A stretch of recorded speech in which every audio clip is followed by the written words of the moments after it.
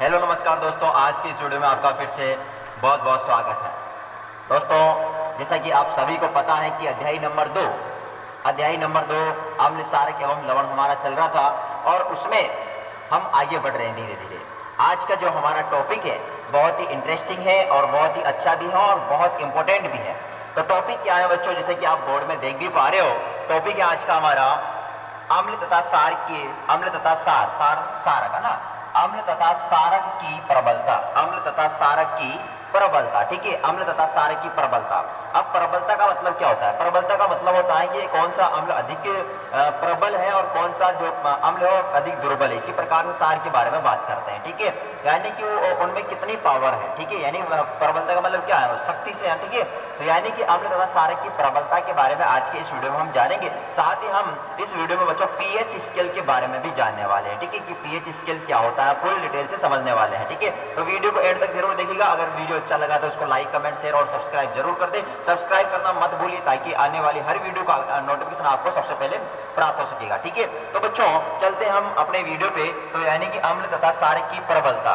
तो बच्चों यहाँ पर ध्यान देना, जैसा कि लिखा भी हुआ है कि अम्ल तथा सार की जो प्रबलता है, अम्ल तथा सार की जो प्रबलता होती है वो उनके द्वारा उत्पन्न H प्लस तथा OH माइनस आयनों की संख्या पर निर्भर करती है। यानी अम्ल तथा सार की जो प्रबलता है, अम्ल तथा सार की जो प्रबलता होती है वो किस बात पर डिपेंड करते हैं? वो इस बात पर डिपेंड करती है कि उनके द्वारा, अम्ल और सार के द्वारा कितनी मात्रा में, कितनी क्वांटिटी में H प्लस और OH माइनस आयन जो है वो उत्पन्न किए जा रहे हैं। ठीक है, बात समझ पाए हो आप मेरी? तो यानी कि अम्ल तथा सार की जो प्रबलता होगी, अम्ल तथा सार की जो प्रबलता होती है वो किस बात पर डिपेंड करती है? वो डिपेंड करती है उनके द्वारा उत्पन्न H प्लस तथा OH माइनस आयनों की संख्या पर। ठीक है, तो आपसे छोटा सा मान लो क्वेश्चन पूछ ले जाए कि अम्ल तथा सार की प्रबलता किस बात पर निर्भर करती है? तो अम्ल तथा सार की जो प्रबलता है वो उनके द्वारा उत्पन्न H प्लस तथा OH माइनस आयनों की संख्या पर निर्भर करती है। ये बात आपको ध्यान रखनी है। ठीक है, अब आगे हम बढ़ते हैं। आगे बच्चों यहाँ पर लिखा हुआ है कि किसी अम्ल या सारक की, किसी अम्ल तथा या सारक की प्रबलता को, किसी अम्ल तथा सारक की जो प्रबलता है उसको सार्वत्रिक सूचक का उपयोग करके ज्ञात कर सकते हैं। यानी कि कोई भी अम्ल या कोई भी सारक जो है उसकी जो प्रबलता है, उसको हम किसका उपयोग करके ज्ञात कर सकते हैं? उसको हम सार्वत्रिक सूचक, ध्यान देना, सार्वत्रिक सूचक का उपयोग करके ज्ञात कर सकते हैं। ठीक है, सार्वत्रिक सूचक का उपयोग करके हम ज्ञात कर सकते हैं। तो किसी भी अम्ल या सारक की जो प्रबलता है उसको किसका उपयोग करके ज्ञात कर सकते हैं? तो उसको हम सार्वत्रिक सूचक का उपयोग करके हम ज्ञात कर सकते हैं। ठीक है, ये बात आपको याद रखनी है कि अम्ल तथा सारक की जो प्रबलता है उसको किसके द्वारा हम ज्ञात कर सकते हैं? तो सार्वत्रिक सूचक का उपयोग करके हम उसको ज्ञात कर सकते हैं। ठीक है, आइए हम बढ़े। अब हम बात करते हैं सार्वत्रिक सूचक। अब देखिए, हमने यहाँ पर बताया कि अम्ल तथा सारक की जो प्रबलता है उसको हम किसका उपयोग करके ज्ञात करें? उसको हम सार्वत्रिक सूचक का उपयोग करके ज्ञात करें। अब यहाँ पर बात ये आती है बच्चों की, ये सार्वत्रिक सूचक होता क्या है?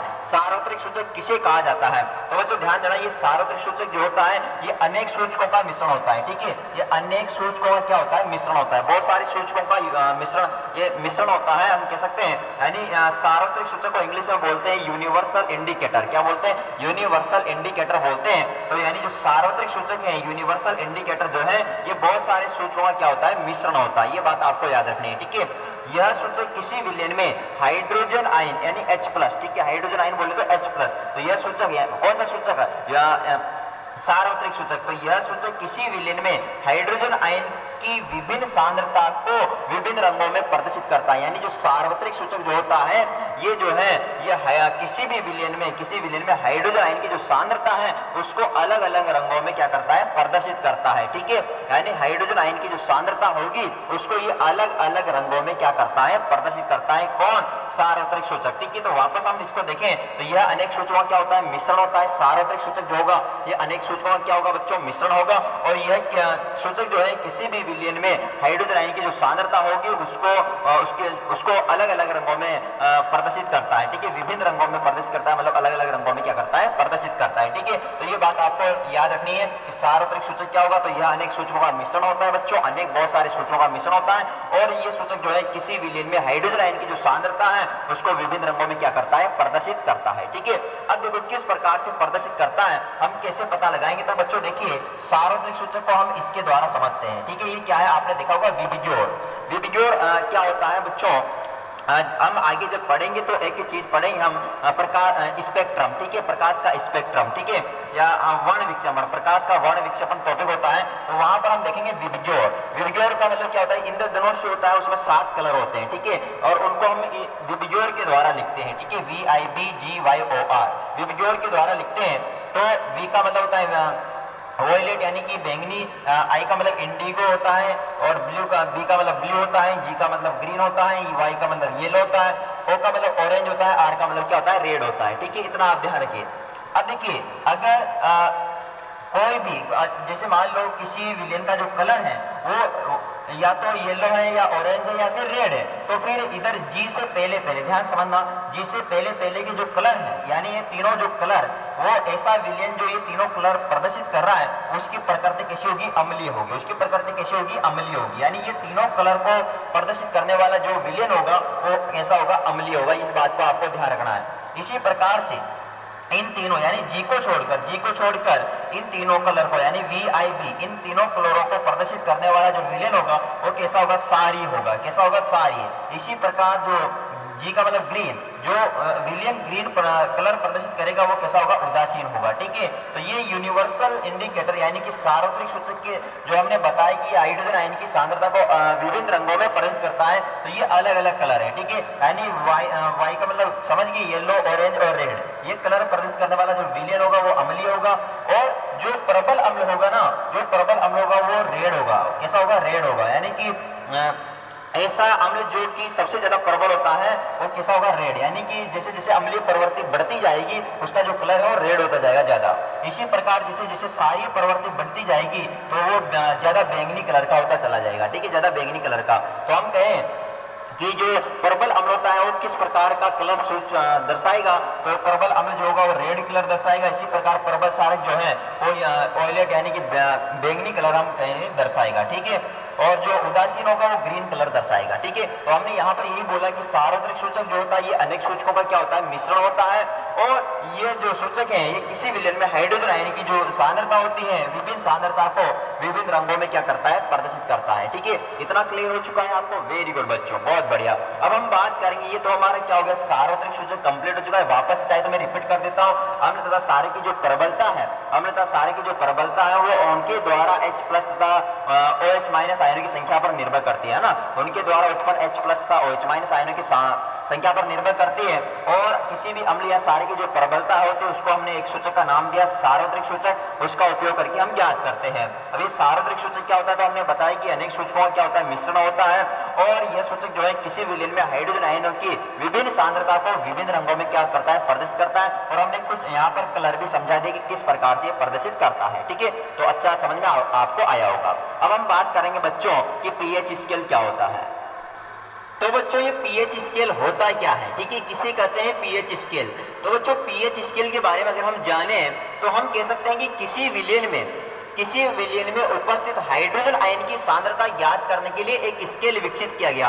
किसी विलेन में उपस्थित हाइड्रोजन आयन की सांद्रता को ज्ञात करने के लिए एक स्केल विकसित किया गया जिसे हम क्या कहते हैं, पीएच स्केल कहते हैं। किसी विलेन में उपस्थित हाइड्रोजन आयनों की सांद्रता ज्ञात करने के लिए एक स्केल विकसित किया गया जिसे हम क्या कहेंगे, पीएच स्केल कहेंगे। तो बच्चों आपकी जानकारी के लिए मैं बता दूं कि जो पीएच स्केल है इसके बारे में एक साइंटिस्ट थे जिनका नाम था सोरेनसन, ठीक है, क्या नाम था, सोरेनसन। और सोरेनसन नामक साइंटिस्ट ने सन 1909 में पीएच स्केल के बारे में बताया था, ठीक है, तो ये भी आप ध्यान रखिए तो रख लेना।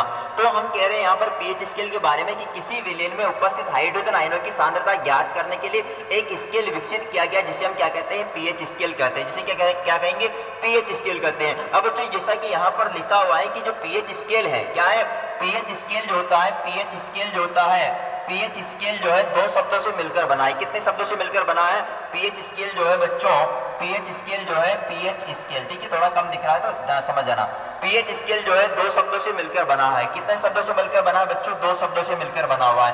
कौन कौन से शब्द हैं, तो नंबर 1 जो शब्द है हमारे पास वो है पी, क्या है बच्चों, पी, ठीक है। तो पी जो है, पी एक जर्मन शब्द पुंसास, पी जो है एक जर्मन शब्द है और उसका नाम है पुंसास। तो पी एक जर्मन शब्द पुंसास अर्थात हम कह सकते हैं कि शक्ति का सूचक होता है। किसका सूचक होता है, शक्ति का सूचक होता है, याद रखेंगे कि पी एक जर्मन शब्द पुंसांश अर्थात क्या शक्ति का सूचक होता है। इसी प्रकार दूसरा जो शब्द है वो है H, क्या है H, जो कि हाइड्रोजन आयनों की सांद्रता को दर्शाता है। ठीक है, तो यहाँ पर आपसे एक नंबर में छोटा सा क्वेश्चन पूछा जा सकता है कि पीएच में P एवं H का क्या अर्थ होता है। तो आपको बता देना है कि जो P है एक जर्मन शब्द पुंसांश अर्थात शक्ति का सूचक होता है, और जो H है वो उसका मतलब होता है हाइड्रोजन आयनों की सांद्रता। ठीक है, तो ये बात हमने जानी बच्चों।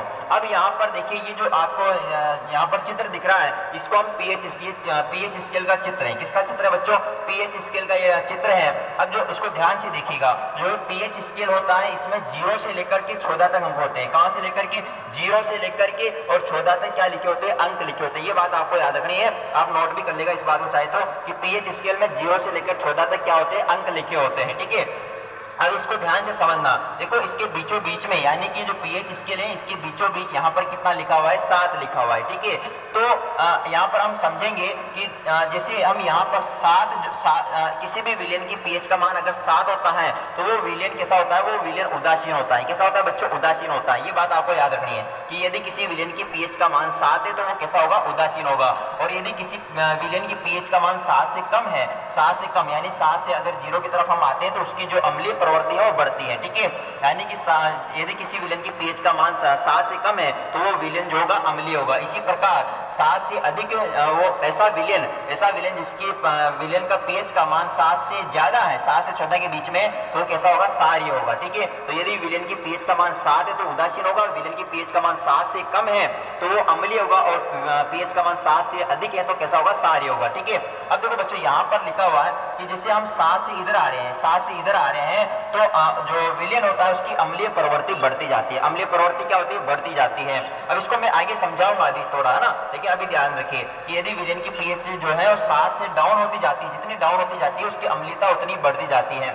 इसी प्रकार पीएच का मान 7 से 14 की तरफ जब बढ़ता जाता है, यानी हम जब 7 से 14 की तरफ चलते हैं तो उसकी सारी प्रवृत्ति बढ़ती जाती है। ठीक है, तो जैसे मान लो बच्चों आपसे पूछा जाए कि हमारे पास 2 विलेन है, एक विलेन है जिसकी पीएच का मान 6 है और एक दूसरा विलेन है जिसकी पीएच का मान 3 है, तो आप मुझे बताइए कौन सा विलेन अधिक अम्लीय होगा? तो आप बताएंगे सर जिसकी पीएच 3 है वो अधिक अम्लीय होगा, क्योंकि हम यहाँ पर कह रहे हैं कि जैसे जैसे पीएच का मान डाउन होता जाता है उसकी अम्लीय प्रवृत्ति क्या होती जाती है? बढ़ती जाती है। जैसा कि आप यहाँ पर देख भी पा रहे हो, जैसे हम 7 से इधर चल रहे हैं तो अम्लीय प्रवृत्ति क्या होती जा रही है? बढ़ती जा रही है। और इसी प्रकार 7 से इधर जाएंगे तो उसकी सारी प्रवृत्ति क्या होती जाएगी? बढ़ती जाएगी। तो जैसे कि आपसे कहा जाए बच्चों कि एक विलेन जो है हमारे पास उसकी पीएच का मान 8 है और दूसरा विलेन जो है उसकी पीएच का मान 10 है, तो कौन सा अधिक क्षारीय होगा? तो 10 वाला जो है जिसकी पीएच का मान 10 होगा वो अधिक क्या होगा? क्षारीय होगा। ठीक है, तो ये बात आपको अच्छी तरह से समझ लेनी है यहाँ पर। ठीक है, इतना समझ में आ गया होगा बच्चों?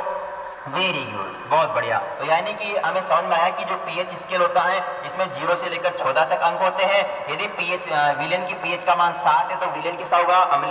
उदासीन होगा। पीएच का मान 7 से डाउन है, 7 से कम है, 7 से 0 के बीच में है तो वो अम्लीय होगा, और 7 से अधिक है तो वो पीएच का मान 7 से अधिक है तो कैसा होगा? क्षारीय होगा। ठीक है, आई होप अच्छी तरह समझ में आ गया होगा। अब यहाँ पर एक और बात है, जैसे कि बच्चों हम 7 से इधर चलते हैं, ठीक है, 7 से 0 की तरफ चलते हैं तो H+ आयन की सांद्रता क्या होती जाती है? बढ़ती जाती है। ठीक है, H+ आयनों की सांद्रता क्या होती जाती है? बढ़ती जाती है। और जैसे हम 7 से 14 की तरफ चलते हैं तो H+ आयन की जो सांद्रता है वो क्या होती जाती है? उसमें कमी होती जाती है। ठीक है, कमी होती जाती है। अब बच्चों H+ आयनों की सांद्रता जितनी अधिक होगी, H+ आयनों की सांद्रता जितनी अधिक होगी अम्लीयता उतनी क्या होगी? ज्यादा होगी, और H+ आयनों की सांद्रता जितनी कम होगी अम्लीयता उतनी क्या होगी? कम होगी। ठीक है, तो यहाँ पर 7 से 14 की तरफ जाने पर H+ आयनों की सांद्रता तो घटती जाती है, लेकिन OH- आयनों की सांद्रता क्या होती जाती है? बढ़ती जाती है। जबकि 7 से हम अगर 0 की तरफ चलेंगे तो H+ आयनों की सांद्रता क्या होती जाती है? बढ़ती जाती है। ठीक है, और OH- आयनों की सांद्रता क्या होती जाती है? घटती जाती है। ठीक है, तो आई होप अच्छी तरह से आपको ये सिस्टम जो है पूरी अच्छी तरह से समझ में आ चुका होगा, कोई डाउट नहीं होगा। ठीक है, ओके। अब बच्चों यहाँ पर थोड़ा हम और समझते हैं कि कुछ हमारे पास पदार्थ हैं और उनके अलग अलग पीएच क्या होते हैं। ठीक है, ये बात हम समझते हैं। तो बच्चों जैसा कि हमने बताया कि हमने यहाँ पर पीएच स्केल के बारे में पढ़ा, और पीएच स्केल में हमने बताया कि यदि किसी विलेन की पीएच का मान 7 है, यदि किसी विलेन की पीएच का मान 7 है तो विलेन कैसा होगा? उदासीन होगा। और यदि पीएच का मान 7 से कम है, पीएच का मान 7 से क्या है? कम है, तो विलेन कैसा होगा? अम्लीय होगा। और यदि पीएच का मान 7 से अधिक है, पीएच का मान 7 से अधिक है तो विलेन जो होगा वो कैसा होगा? क्षारीय होगा। ये बात भी आपको याद रखनी है। वेरी वेरी इंपॉर्टेंट है, ठीक है। तो विलेन का पीएच का मान अगर 7 है तो विलेन उदासीन होगा, पीएच का मान यदि 7 से कम है तो विलेन कैसा होगा, अम्लीय होगा, और यदि पीएच का मान 7 से अधिक है तो विलेन कैसा होगा, क्षारीय होगा बच्चों, ठीक है। ओके, तो अभी हमने जैसा कि यहाँ पर बताया बच्चों कि हम यहाँ पर कुछ पदार्थों के कुछ इंपॉर्टेंट पदार्थ है जिनके यहाँ पर पीएच मान याद रखने हैं अपन को, ठीक है, बहुत इंपॉर्टेंट है जो कि आपको याद रखना है बच्चों, ठीक है। तो कौन कौन से पदार्थ हैं, तो सबसे पहले हम यहाँ पर बात कर रहे हैं जठर रस, ठीक है। तो जठर रस क्या होता है बच्चों, जो हमारा अमाशय होता है, अमाशय का मतलब क्या होता है, पेट। तो जो पेट होता है उसमें जठर रस उत्पन्न होता है, और जठर रस में एक अम्ल होता है हाइड्रोक्लोरिक अम्ल, ठीक है। तो उसका जो पीएच मान, जठर रस का जो पीएच मान होता है लगभग 1.2 होता है। कितना होता है, 1.2। आप याद रखेंगे कि जो जठर रस होता है उसका पीएच मान लगभग 1.2 होता है। इसी प्रकार जो नींबू का रस होता है उसका जो पीएच वैल्यू होता है लगभग कितना होता है, 2.2 होता है, वेरी इंपॉर्टेंट है। तो नींबू का रस का जो पीएच वैल्यू होगा कितना होगा, लगभग 2.2 होगा। इसी प्रकार जो शुद्ध जल होता है, प्योर जल जो होता है, उसका पीएच कितना होता है, 7 होता है। तो याद रखेंगे कि जल का पीएच कितना होता है, 7 होता है। इसी प्रकार जो रक्त होता है, रक्त का मतलब ब्लड, जो हमारा ब्लड होता है, रक्त जो होता है उसका पीएच कितना होता है, 7.4 होता है, ठीक है। रक्त का पीएच कितना होता है, 7.4 होता है। इसके अलावा और भी कुछ पदार्थ हैं जैसे milk of magnesia. Milk of magnesia का मतलब क्या होता है बच्चों, ये होता है MgOH का होल पाई, यानी मैग्नीशियम हाइड्रोक्साइड, ठीक है। मैग्नीशियम हाइड्रोक्साइड इसका प्रयोग एंटीसिड के रूप में करते हैं जब हमारे पेट में जलन और दर्द का अनुभव होता है। तो मिल्क ऑफ मैग्नीशिया यानी मैग्नीशियम हाइड्रोक्साइड जो है इसका जो पीएच होता है ये कितना होता है, 10 होता है। कितना होता है बच्चों, 10 होता है। इसी प्रकार सोडियम हाइड्रोक्साइड जो होता है, सोडियम हाइड्रोक्साइड बोले तो NaOH, ठीक है, NaOH। तो इसका जो पीएच होता है कितना होता है, लगभग 14 बताया जाता है, ठीक है। 14 से कम भी हो सकता है, लेकिन हम यहाँ पर बुक्स में 14 दे रखा है तो 14 आप यहाँ पर याद रखेंगे, ठीक है। इसी प्रकार जो टमाटर का रस होता है, जो टमाटर का जूस जो होता है उसमें, अच्छा टमाटर में सबसे पहले तो हमें पता है कि ऑक्जेलिक अम्ल पाया जाता है। तो टमाटर का जो रस होता है उसमें उसका जो पीएच होता है कितना होता है, 4.3 से 4.9 के बीच होता है, ठीक है, 4.3 से 4.9 के बीच होता है। इसी प्रकार जो लार होती है, हमारी जो जीभ होती है उसमें लार उत्पन्न होती है, मुंह में लार होती है, तो उसकी जो पीएच होती है वो कितनी होती है, 6.2 से 7.6 तक होती है, ठीक है। यानी ये आपको याद रखना है बच्चों, ठीक है। तो ये बात आपको अच्छी तरह से समझ में आ चुकी होगी कि किसके पीएच मान कितने होते हैं, ठीक है। अब हम यहाँ पर बात करेंगे बच्चों, अब हम यहाँ पर बात करेंगे कि कौन से अम्ल प्रबल है और कौन से दुर्बल है। इसी प्रकार कौन से क्षारक प्रबल होते हैं, कौन से क्षारक दुर्बल होते हैं, ठीक है। अब हम बात करने वाले हैं बच्चों यहाँ पर कि प्रबल अम्ल क्या होता है, इसी प्रकार से दुर्बल अम्ल क्या होता है, और फिर प्रबल क्षारक क्या होता है और दुर्बल क्षारक क्या होता है, इनके बारे में हम बात करने वाले हैं, ठीक है। तो बच्चों एक एक करके इनके बारे में हम पढ़ते हैं। तो सबसे पहले हम यहाँ पर बात करते हैं प्रबल अम्ल की। किसके बारे में बात करेंगे, प्रबल अम्ल की। तो ये प्रबल अम्ल क्या होता है, तो बच्चों सुनिए ध्यान से, वे अम्ल जो अधिक मात्रा में H+ आयन उत्पन्न करते हैं, वे अम्ल जो अधिक मात्रा में H+ आयन उत्पन्न करते हैं उन्हें हम क्या कहते हैं, प्रबल अम्ल कहते हैं, ठीक है। तो यानी ऐसे अम्ल जो अधिक मात्रा में H+ आयन उत्पन्न करेंगे उन्हें हम क्या कहेंगे, प्रबल अम्ल कहेंगे। जैसे कि HCl हो गया, H2SO4 हो गया, इसके अलावा HNO3, ठीक है, HCl, H2SO4 और HNO3। तो प्रबल अम्ल क्या होंगे कि वे अम्ल जो अधिक मात्रा में H+ आयन उत्पन्न करते हैं उन्हें हम क्या कहते हैं, उन्हें हम क्या कहेंगे बच्चों, उन्हें हम प्रबल अम्ल कहते हैं, ठीक है। इसी प्रकार से दुर्बल अम्ल क्या होगा, दुर्बल अम्ल किसे कहेंगे, तो वे अम्ल जो कम मात्रा में, कम संख्या में H+ आयन उत्पन्न करते हैं उन्हें हम क्या कहेंगे, उन्हें हम दुर्बल अम्ल कहेंगे। उन्हें हम क्या कहेंगे बच्चों, दुर्बल अम्ल कहेंगे। कि जैसे कि यहाँ पर अगर बात करें तो एसिटिक अम्ल हो गया CH3COOH और कार्बोनिक अम्ल H2CO3, ठीक है। तो दुर्बल अम्ल क्या हो गया कि वे अम्ल जो कम मात्रा में या कम संख्या में H+ आयन उत्पन्न करते हैं उन्हें हम क्या कहते हैं, दुर्बल अम्ल कहेंगे। और एग्जांपल हम यहाँ पर दे सकते हैं, एसिटिक अम्ल हो गया, कार्बोनिक अम्ल हो गया, ठीक है। इसके अलावा हम यहाँ पर बात करें कि प्रबल क्षारक क्या होता है, ठीक है। प्रबल क्षारक क्या होता है, तो वे क्षारक जो अधिक संख्या में, OH- आयन उत्पन्न करते हैं, वे क्षारक जो अधिक संख्या में OH- आयन उत्पन्न करते हैं प्रबल क्षारक कहलाएंगे। जैसे कि NaOH हो गया, KOH, ठीक है, यानी सोडियम हाइड्रोक्साइड और पोटेशियम हाइड्रोक्साइड। ओके बच्चों, तो प्रबल क्षारक किसे कहेंगे, वे क्षारक जो अधिक संख्या में OH- आयन उत्पन्न करते हैं प्रबल क्षारक कहलाएंगे, जैसे कि सोडियम हाइड्रोक्साइड और पोटेशियम हाइड्रोक्साइड। इसके अलावा दुर्बल क्षारक क्या होंगे, वे क्षारक जो कम संख्या में OH- आयन उत्पन्न करते हैं क्या कहलाएंगे, दुर्बल क्षारक कहलाते हैं, ठीक है। वे क्षारक जो कम संख्या में OH- आयन उत्पन्न करते हैं दुर्बल क्षारक कहलाएंगे, जैसे कि अमोनियम हाइड्रोक्साइड हो गया, मैग्नीशियम हाइड्रोक्साइड हो गया, ठीक है। तो बच्चों समझ में आ गया आपको ये चीज, वापस रिपीट कर देता हूं जल्दी से कि प्रबल अम्ल क्या होते हैं। तो वे अम्ल जो अधिक संख्या में H+ आयन उत्पन्न करते हैं प्रबल अम्ल होंगे।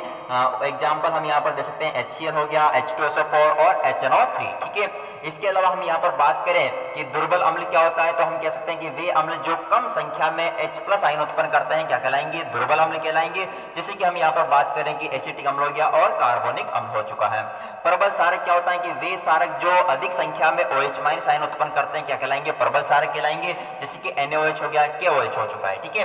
इसी प्रकार दुर्बल सारक क्या होंगे, वे सारक जो कम संख्या में OH- साइन उत्पन्न करते हैं क्या कहलाएंगे, दुर्बल सारक। जैसे कि यहाँ पर बात करें अमोनियम हाइड्रोक्साइड और मैग्नीशियम हाइड्रोक्साइड, ठीक है। तो बच्चों आज की इस वीडियो में हमने क्या क्या जाना, हमने जाना अम्ल सार की प्रबलता के बारे में और पीएच स्केल के बारे में, ठीक है। तो ये बात आपको अच्छी तरह से समझ में आ चुकी होगी कि पीएच स्केल क्या होता है और अम्ल सार की जो प्रबलता है उसको कौन निर्धारित करता है, तो सार्वत्रिक सूचक उसको निर्धारित भी करता है बच्चों, ठीक है। इसी प्रकार अम्ल सार की प्रबलता के अंतर्गत हमने प्रबल अम्ल, दुर्बल अम्ल, प्रबल सारक और दुर्बल सारक के बारे में जाना, ठीक है। तो वीडियो अच्छा लगा है तो इसको लाइक, कमेंट, शेयर और सब्सक्राइब जरूर कर दें, अन्य बच्चों तक भी इस वीडियो को पहुंचाए ताकि उनको भी इस चीज का बेनिफिट मिल सके। Thank you, all the best, मिलते हैं नेक्स्ट वीडियो में, धन्यवाद।